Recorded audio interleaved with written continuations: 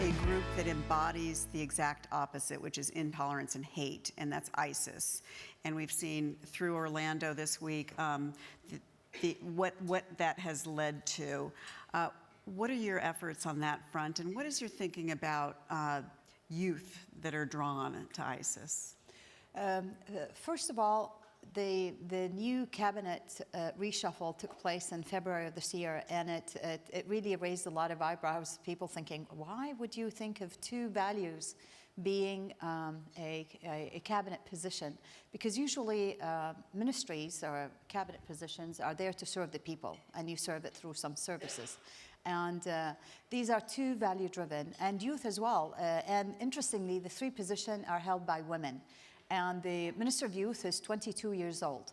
Her job is not to look after the age of my nephews and nieces, but for the generation after. We need to listen to the youth. We need to understand their needs and their demand. The United Arab Emirates is a country that has 80% of its population as expatriate community who come and live in the UAE.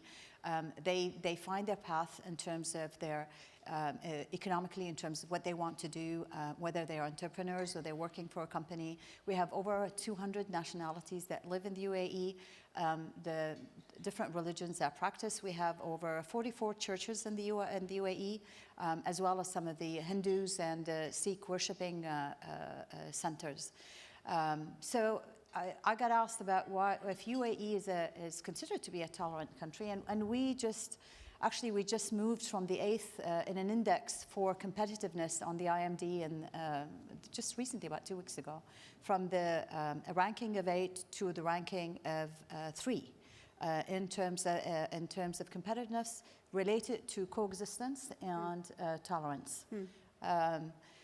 What I'm saying, and what the government is saying, is to put a national plan to look across the weave in the society itself, whether it's private sector, companies, people, to look at what really makes it work and make it good for tolerance and coexistence in the society. And look after and start to look at where we think there are flaws. There's no perfect countries. I mean, we try our best, but we learn and we keep continue for improvement. But to look at this as a national plan and make sure whether it's targeting youth, whether you're looking at children, you're looking at society, you're looking at multinational existence, whatever it takes. But it is very, very crucial.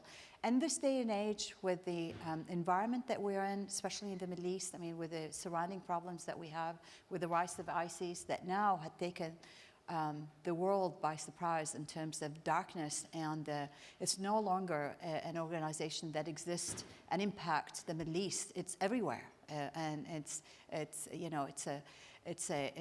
a contradiction of an entity, a cult that drives with the name of God, I think, in a way that actually contradicts the purpose of all religions and all spiritual beliefs. And for us, it's Islam being hijacked by ISIS. So we need to go back to the table to talk, to create dialogue. I just came from 2 trips, actually, before coming to here. I was in Denmark for the Interfaith Dialogue, and this is a conference that takes place every year between Christians and Muslims and Jews, and it's a marvelous interfaith conference that it has.